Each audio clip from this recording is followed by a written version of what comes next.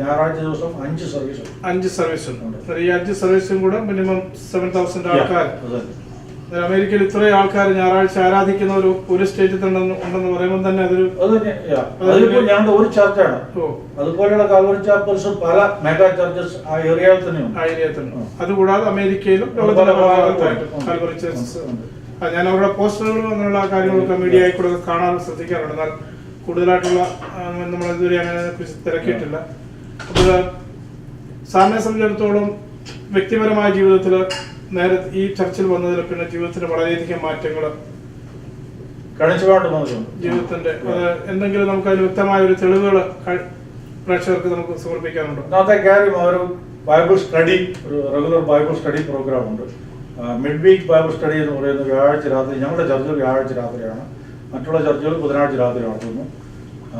അതിൽ നിന്നും പല കാര്യങ്ങളും പഠിക്കുന്നു.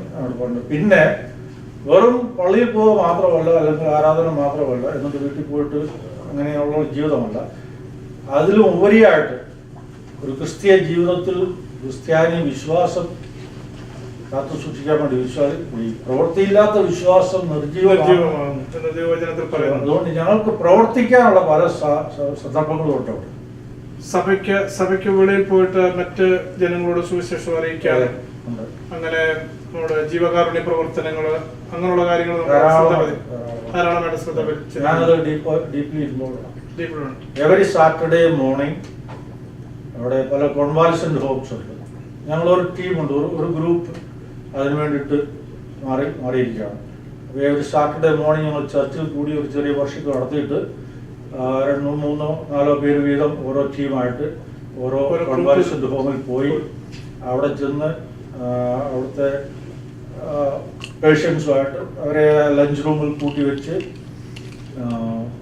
ഒരു വർഷിപ്പ്, ഒരു ബൈബിൾ സ്റ്റഡി, പിന്നെ പ്രയർ അത് അതുകൊണ്ട് 3 hours 4 hours അങ്ങനെ ചെലവഴിക്കുന്നത്. അതിൽ നിന്നും ആൾക്കാർ പിന്നീട് ദൈവവചനം മനസ്സിലാക്കിയിട്ട് പിന്നെ ആരാധന വന്ന് സമർപ്പിക്കാറുണ്ട്. അവർക്ക് വരാൻ സാധിക്കില്ലാത്തതുകൊണ്ടാണ് ഞങ്ങൾ അങ്ങോട്ട് പോകുന്നത്. കാരണം പറഞ്ഞാൽ most people are bed ridden or wheelchair. പിന്നെ അവിടെയും ആ ഹാളിൽ വരാൻ വയ്യാത്തവർക്ക് വേണ്ടി റൂമിൽ പോയി വിസിറ്റ് ചെയ്ത് അവരെ സന്ദർശിക്കും, അവരോട് സുവിശേഷം അറിയിക്കും, അവർക്ക് വേണ്ടി പ്രാർത്ഥിക്കും. ഇങ്ങനെയൊക്കെയാണ്.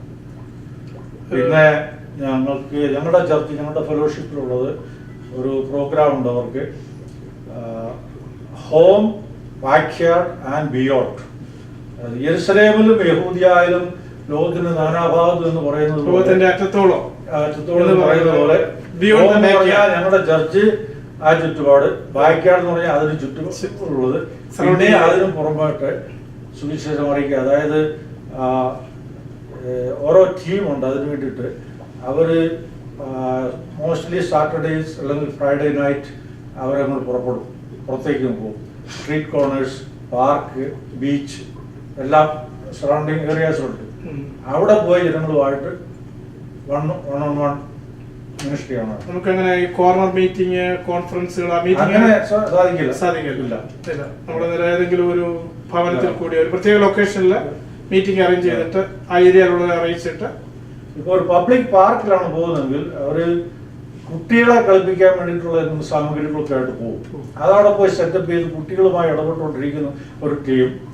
ആ സമയത്ത് അവിടെ പേരൻസുമായിട്ട് സാഹചര്യം ഉണ്ടാവും. അപ്പോൾ നമുക്ക് ബൈബിൾ സംബന്ധമായ കാര്യങ്ങൾ, പ്രഭാഷണങ്ങളൊക്കെ അങ്ങനെ പോകുന്നുണ്ട്. ഓരോ ആഴ്ചയിലും ഓരോ സർവീസിലും ആദ്യമായി ഇവിടെ വിസിറ്റ് ചെയ്യുന്നവർ ആരെങ്കിലും ഉണ്ടെങ്കിൽ കൈവെക്കാൻ പറഞ്ഞാൽ ഒരു 10 പേരെങ്കിലും ഓരോ സർവീസിലും കൈവെക്കുന്നുണ്ട്, ഓരോ ആഴ്ചയിലും. അങ്ങനെ എല്ലാ ആഴ്ചയിലും സ്നാനവും അങ്ങനെയുള്ള കാര്യങ്ങളൊക്കെ. സ്നാനം ഒരു ഒക്കേഷനിലാണ്, എല്ലാ ആഴ്ചയിലും ഇല്ല. ആണ്ടിൽ ഒരു 2-3 പ്രാവശ്യത്തേക്ക് അത്.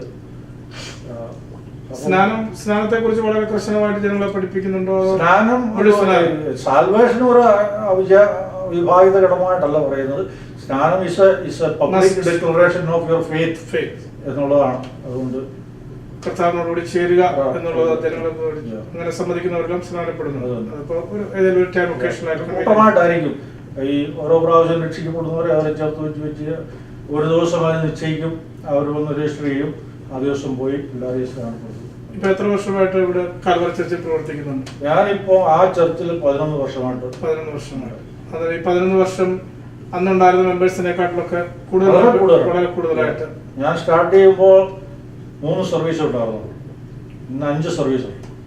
നമ്മളിങ്ങനെ പബ്ലിക് സർവീസുകൾ അങ്ങനെ പബ്ലിക്കായിട്ട് പാർക്കിലൊക്കെ നമ്മളിങ്ങനെ മീറ്റിങ്ങുകളൊക്കെ നടത്തുമ്പോൾ അങ്ങനെ പ്രാദേശിക തലത്തിൽ നമുക്ക് എന്തെങ്കിലും ബുദ്ധിമുട്ടുകളോ ഗവൺമെന്റിൽ നിന്നുള്ളതിലോ അങ്ങനെ എന്തെങ്കിലും തടസ്സങ്ങളോ? ഈസ്റ്റർ സൺറൈസ് സർവീസ് ഞങ്ങൾ പബ്ലിക് ഒരു പാർക്കിലാണ് നടത്തിക്കൊണ്ടിരുന്നു. ഒന്നും കുഴപ്പമൊന്നുമില്ലായിരുന്നു. വർഷങ്ങളായിട്ട് ഒരു ഏർലി മോർണിംഗ് ഒരു പാർക്കിൽ, പബ്ലിക് പാർക്കിൽ നടത്തിക്കൊണ്ടിരുന്നു. പക്ഷെ ഇപ്പോൾ ഒരു 2-3 വർഷമായിട്ട് അവിടെ ഒരു ടെന്നീസ് സ്റ്റേഡിയം ഉണ്ട് തൊട്ടടുത്ത്, ഹോം ഡിപ്പോ സെറ്റർത്തും പറഞ്ഞ് അവിടെയാണ് ഇപ്പോൾ ഈസ്റ്റർ സർവീസ് നടത്തുന്നത്. അപ്പം ആ ചുറ്റുപാടുമുള്ള എല്ലാ ആൾക്കാർക്കും വേണ്ടി നോട്ടീസ് കൊടുക്കും. ഓരോരുത്തരുടെ വീടുകൾ കൊണ്ട് ഇതിൻ്റെ ഇൻഫർമേഷൻ എല്ലാം പ്രൊവൈഡ് ചെയ്ത് നമ്മുടെ ഈ പബ്ലിക് വന്നിട്ട് ഈ ദൈവവചനം കേട്ട് അവരെ വിശ്വസിക്കത്തക്ക രീതിയിൽ നമ്മൾ എന്തെങ്കിലും അത്ഭുതങ്ങളോ അടയാളങ്ങളോ അവിടെ ചെയ്യാറില്ല, നടക്കുന്നില്ല. ദൈവവചനം പഠിപ്പിക്കുന്നതാണ്. ദൈവവചനം പഠിപ്പിച്ച് അതിന്റെ രക്ഷപ്പെടേണ്ട ആവശ്യത്തെ കുറിച്ച് അവർക്ക് ബോധ്യം വന്നു കഴിയുമ്പോൾ ഒരു ആൾട്ടർ കോൾ വിടും. ആ ആൾട്ടർ കോൾ സമയത്ത് ആൾക്കാരും മുമ്പോട്ട് വന്ന് അങ്ങനെ ആ പ്രാർത്ഥനയിൽ സൗഖ്യമാകുന്ന ആൾക്കാർ അനേകരില്ല. അങ്ങനെ ഒരു ഹീലിംഗ് മിനിസ്ട്രി ഇല്ല. എന്നാൽ എനിക്കറിയാവുന്നതിൽ 3 വ്യക്തികൾ തീരെ സീരിയസ് ആയ രോഗമായിരുന്നു, ക്യാൻസർ രോഗികൾ. ഞാൻ അക്ഷേഷ് ആൻഡ് ഗ്രീറ്റേഴ്സ് ഗ്രൂപ്പിലാണ് അതിൻ്റെ ചീഫായിട്ടിരിക്കുന്ന ഒരു മനുഷ്യൻ. ആ മനുഷ്യനെ ഓപ്പറേഷൻ സർജറിക്ക് വേണ്ടിയിട്ട് ഷെഡ്യൂൾ ചെയ്തിരുന്ന ആളാണ്. അയാൾക്ക് വേണ്ടി പ്രാർത്ഥിച്ചു, സഭ ഫെലോഷിപ്പ് കംപ്ലീറ്റ് ആയിട്ട് അവർക്ക് വേണ്ടി പ്രാർത്ഥിച്ചു. ഒടുവിൽ അയാളുടെ ക്യാൻസർ ഡിസപ്പിയർ ആയി. അതുപോലെ അവിടുത്തെ ഒരു പാസ്റ്ററിൻ്റെ ചൈൽഡ് മിനിസ്ട്രിയുടെ പാസ്റ്ററിൻ്റെ ഭാര്യയ്ക്കും ഇതുപോലെ ഉണ്ടാകും. അവരും സർവൈവ് ചെയ്ത് ഇപ്പോൾ ഷീസ് വെരി ആക്റ്റീവ്. അത് ആ ചർച്ചകളെല്ലാം മെമ്പേഴ്സിനും അറിയാം, എല്ലാവർക്കും അറിയാം. അത് വലിയൊരു അത്ഭുതമല്ലേ? ക്യാൻസർ ഒക്കെ ഞങ്ങൾ ഈ ബെന്നിഹിനൊക്കെ അത്ഭുതങ്ങൾ കാണിക്കുന്ന പോലെ വലിയ പ്രാധാന്യം കൊടുക്കുന്നില്ല. ദൈവം സഫലമാക്കുന്നു, അവർ സൗഖ്യമാകുന്നു. ആ വിശ്വാസത്തിന്റെ ദൈവത്തിന് ക്രെഡിറ്റ് കൊടുക്കുന്നു. ഞങ്ങൾ പ്രാർത്ഥിക്കുന്നു, ദൈവം പ്രവർത്തിക്കുന്നു. തികച്ചും നമ്മുടെ വ്യക്തിപരമായ ജീവിതം കഴിഞ്ഞാൽ നമുക്ക് ആശ്വാസവും സന്തോഷവും കിട്ടുന്ന ഒരു സ്ഥലം നമ്മുടെ സെക്കൻഡ് ഹോം എന്ന് പറയുന്ന ചർച്ച തീർച്ചയായിട്ടും. ഓക്കെ, അതിൽ അനേകരെ ദൈവസന്നിധിയിലേക്ക് അടുപ്പിക്കാനും ഒക്കെ ഇവർക്ക് സാധിക്കുന്നുണ്ട്. ഞങ്ങൾ ഇതിന്റെ മീഡിയയിൽ കൂടെ പല ലേഖനങ്ങളും ആർട്ടിക്കിളും ഒക്കെ കാണാറുണ്ട്. പക്ഷെ ഇപ്പോഴാണ് അതിനെക്കുറിച്ച് കൂടുതൽ അറിയാൻ സാധിച്ചത്. ഇങ്ങനെ ഒരു അഭിമുഖം തന്നതിൽ വളരെ സന്തോഷമുണ്ട്.